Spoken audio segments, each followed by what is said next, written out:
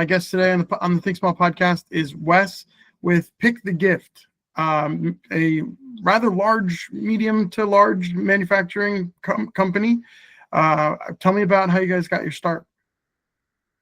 Oh, I mean, yeah, back 2012, I was in the kind of the distribution of equipment and supplies in the industry, and kind of just traveling around selling to people and seeing all their manufacturing kind of made me think that kind of looks like fun. Let me give that a shot. And kind of decided, started my own business, got a partner, kind of sat in the corner of his shop for a while and started with one or two pieces of equipment, and did every aspect of the business from start to finish until I could afford to hire someone else. So so you start at the bottom and work your way up. That's certainly how it went.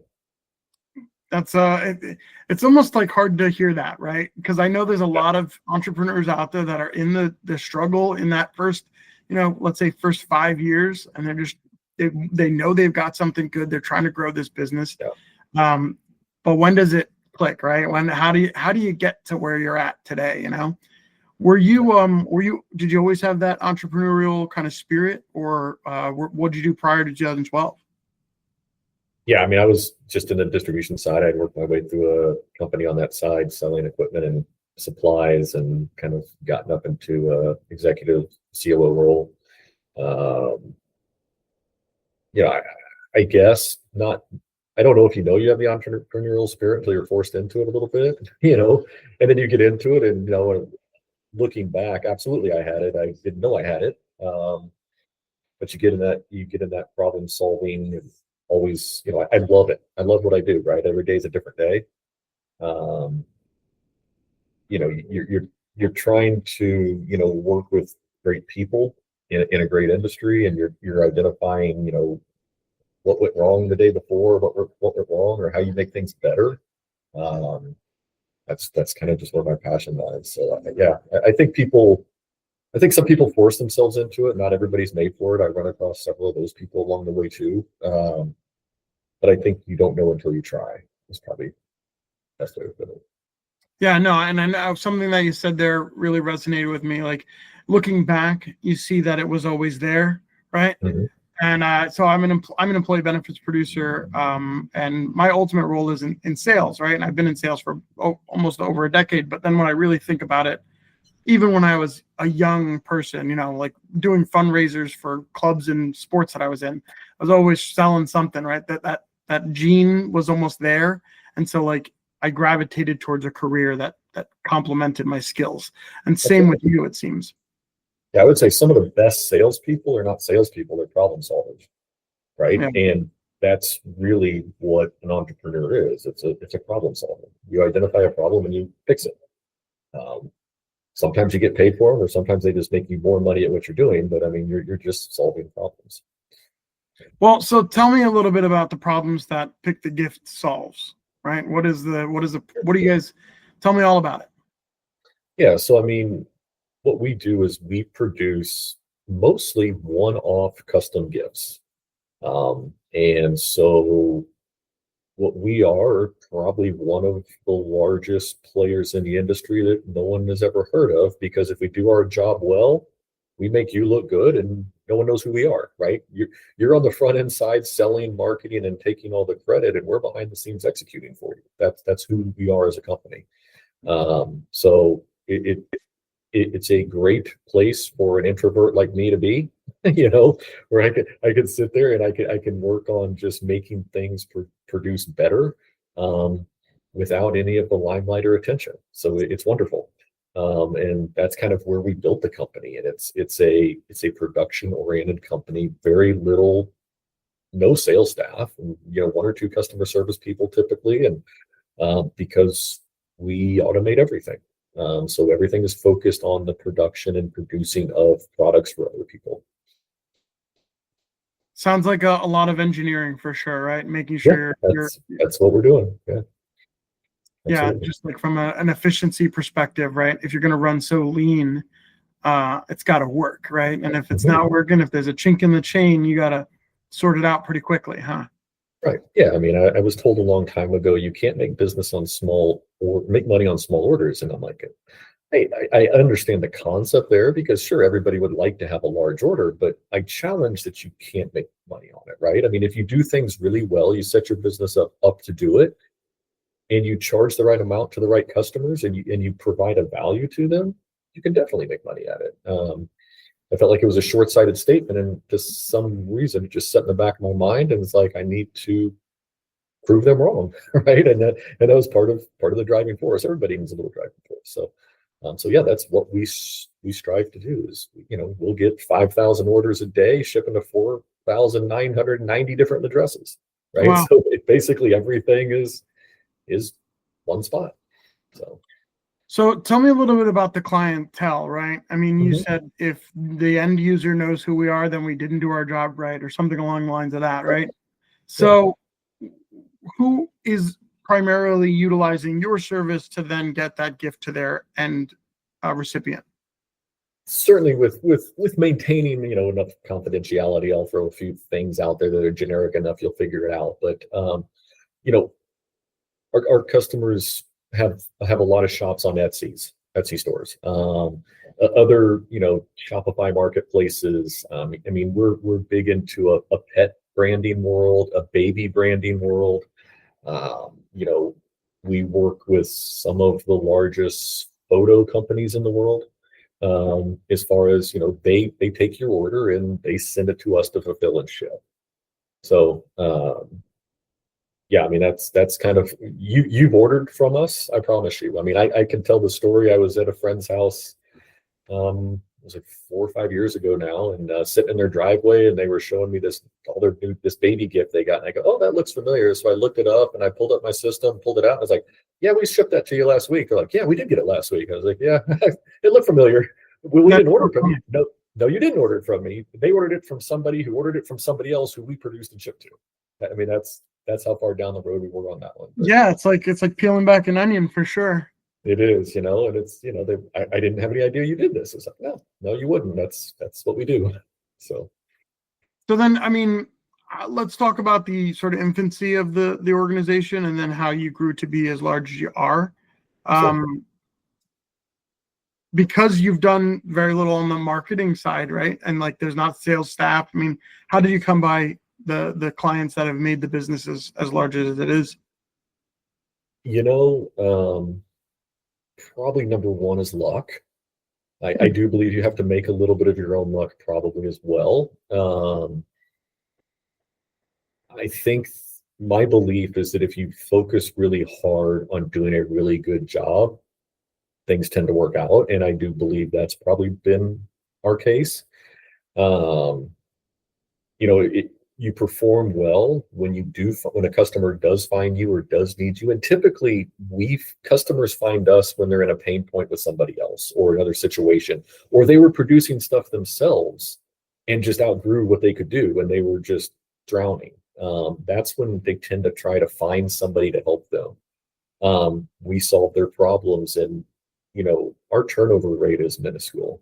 I mean, people stay with us very consistently, which is that's what we strive for.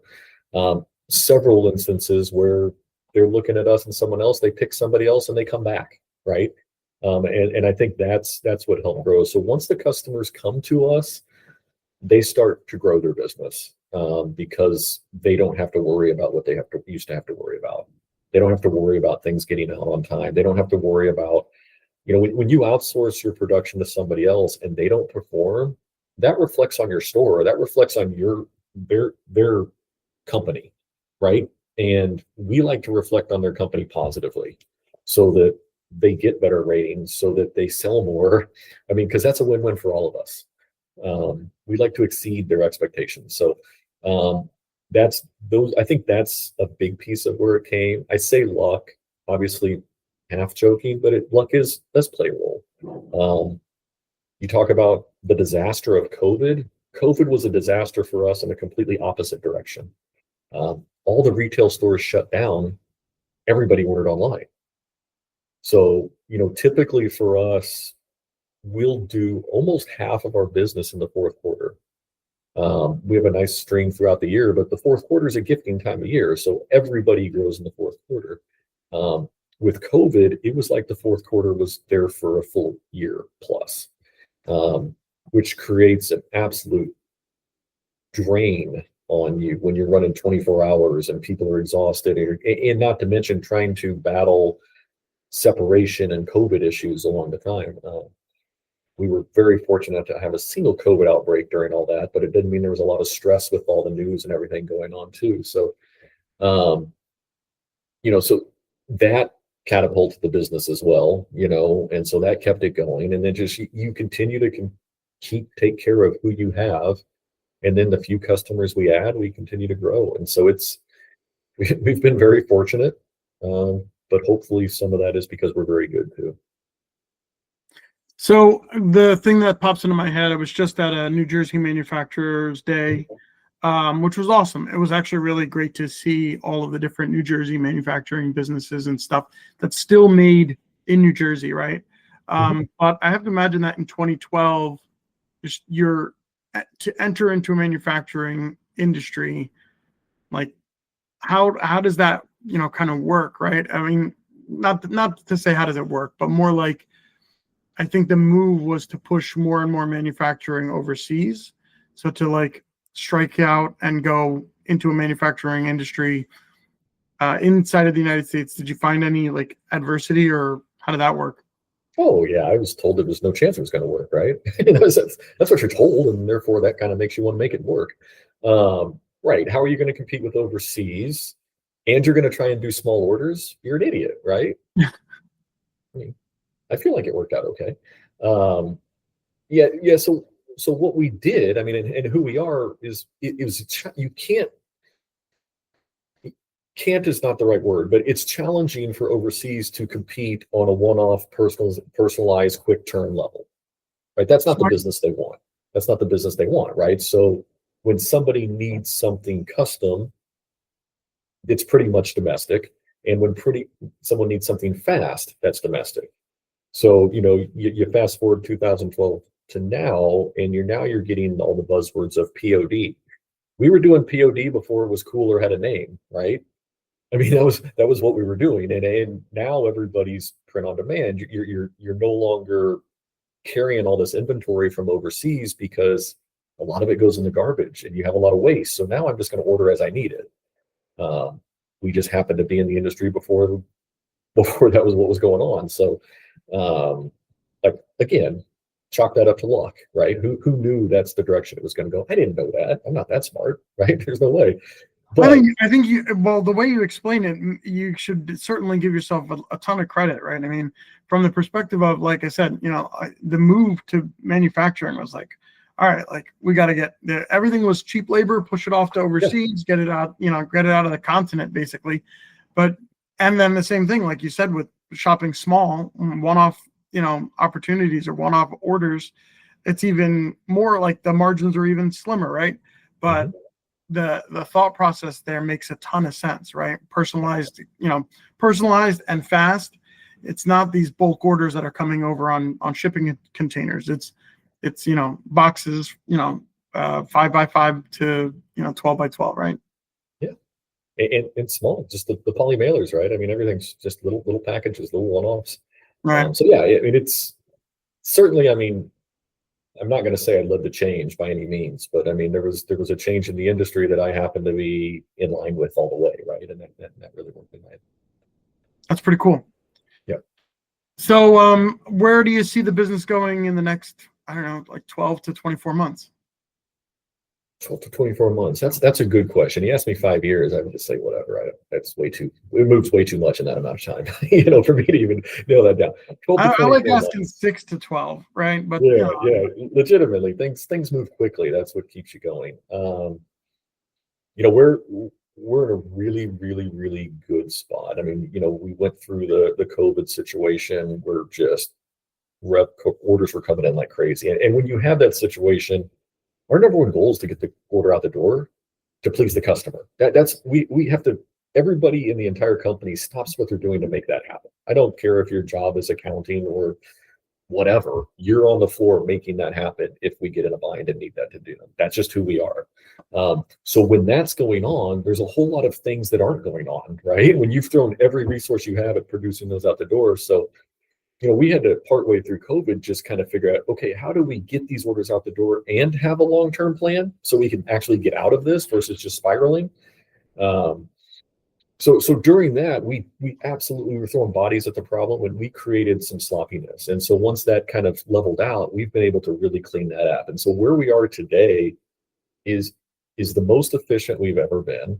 We're running at the highest rate we've ever run at. We're at same buildings, same number of people. We're running probably what was 60% of capacity. We're down to 20% of capacity just with the efficiencies we put in place. And so where we are right now is we're looking at opportunities to where we can add more business, right? Because we're in a great spot. I love where we are. So it's kind of like now we're just going to start taking on additional work. We've got a couple different opportunities we're looking at. There is probably going to be an acquisition occur in the next 12 to 24 months. We've done 2 in our years so far. There's probably at least 1 more that'll happen in that time frame. And again, it tends to be a strategic ad, opportunistic ad, typically. There's really nothing we're specifically looking for other than just a good fit that's going to help us take another step. So yeah, that's probably where we are in the next 12 to 24 months.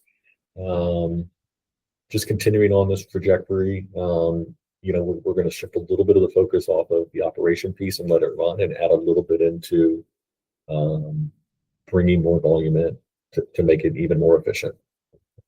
Fantastic. Yeah, it's good stuff. Wes, if so, it sounds like you've got really 2 audiences with this podcast. You got maybe somebody that's owns a small e-commerce business, an Etsy shop or Shopify, or you've got somebody that owns a small manufacturing facility that's looking to sell, right? Or that potentially could be acquired.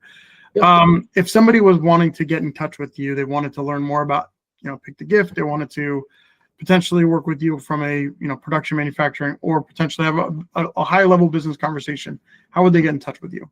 Yeah, easiest way is email me, right? Wes@picthegift.com. WES. Nice and easy.